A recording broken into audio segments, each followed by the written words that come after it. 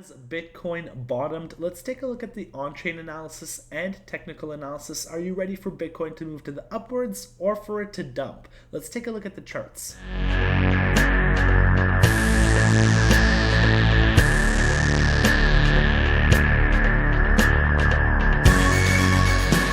Thank you for checking out the channel. Every day we put out a new video about cryptocurrency education, markets, giveaways, and more. Make sure you hit the subscribe button and notification bell so you don't miss out on any content. Now, let's go to the moon.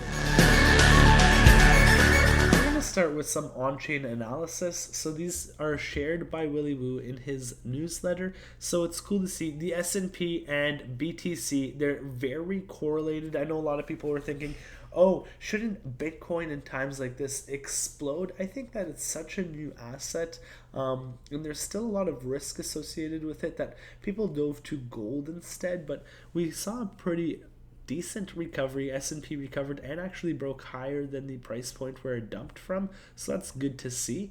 Looking at this Bitcoin demand and supply chart, if I just move myself right there, you can see since January, we've had obviously price coming down, but we've had holders relieve themselves of some Bitcoin. We have calendar futures, so institutional funds selling, shorting Bitcoin, and you can see like massive sell pressure. And then you have perpetual futures as well on a downward slope. So pretty much you have a ton of people just selling Bitcoin. Massive sell pressure. They're relieving some of their position. They are repositioning, or maybe they're just FUDing because of the current war and where we are in this world right now.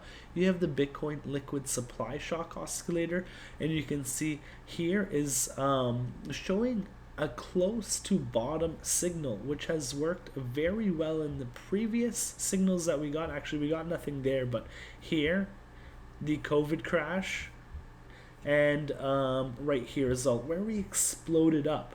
So if I move myself back here, usually have the green screen, but I'm in Miami right now, so I'm trying to do my best.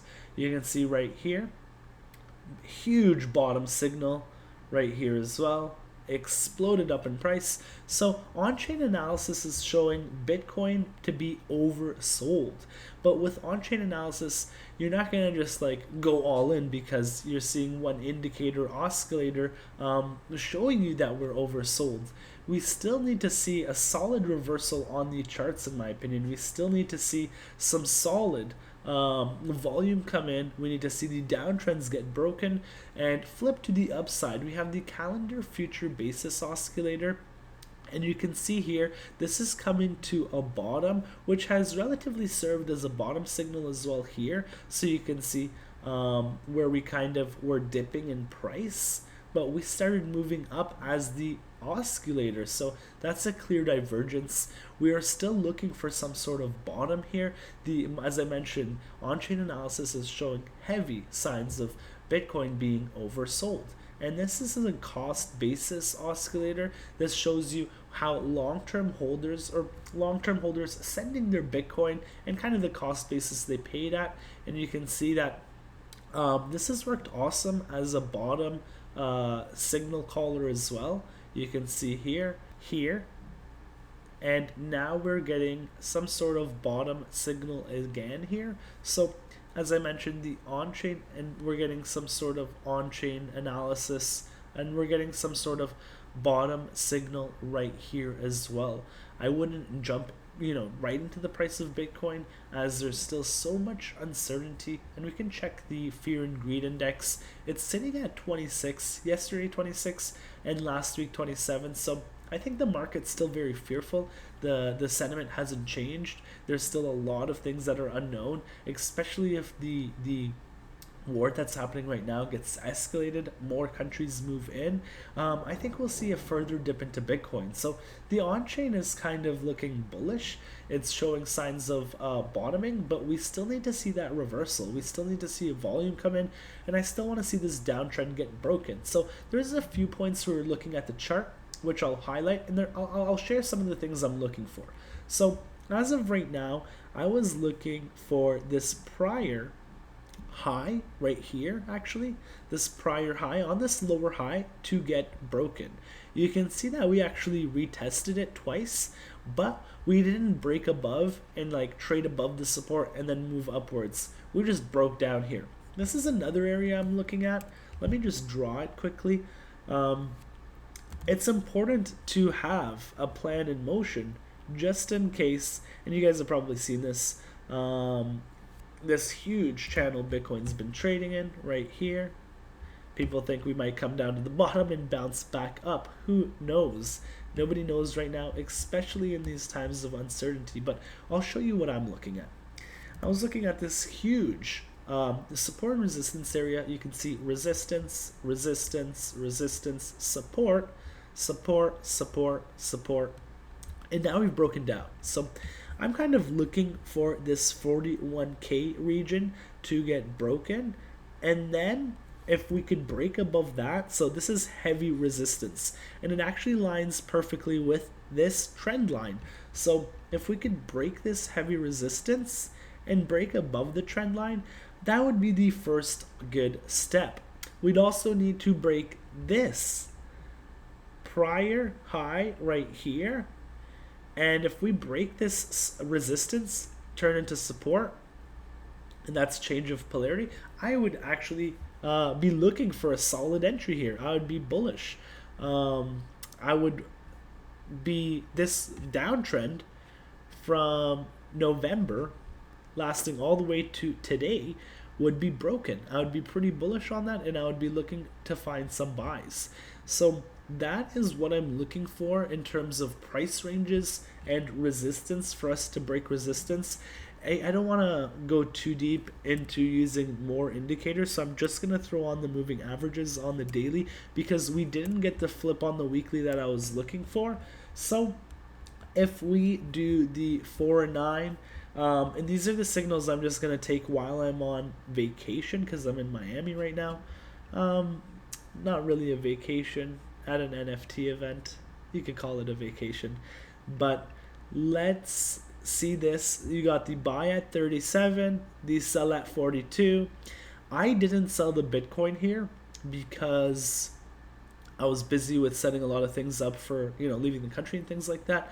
And I actually missed the sale, and I was a bit greedy. I was trying to get a little pump. I thought maybe I could get a bigger pump back into the 44s and sell my chunk there. But we broke down really quickly. Like, if I just sold and wasn't greedy there, I would have been really profitable. I would have cleared, a decent amount of money for, a quick trade. So what that has done for me though is I've been forced to hold the Bitcoin. I didn't sell up here, and now I'm looking for that crossover again, because if I get the buy crossover, it would initiate the buy signal, the 4 and 9 golden cross. Also, it's a lagging indicator, trend identifier indicator, so maybe on the smaller daytime with those moving averages, we'd be on an uptrend according to those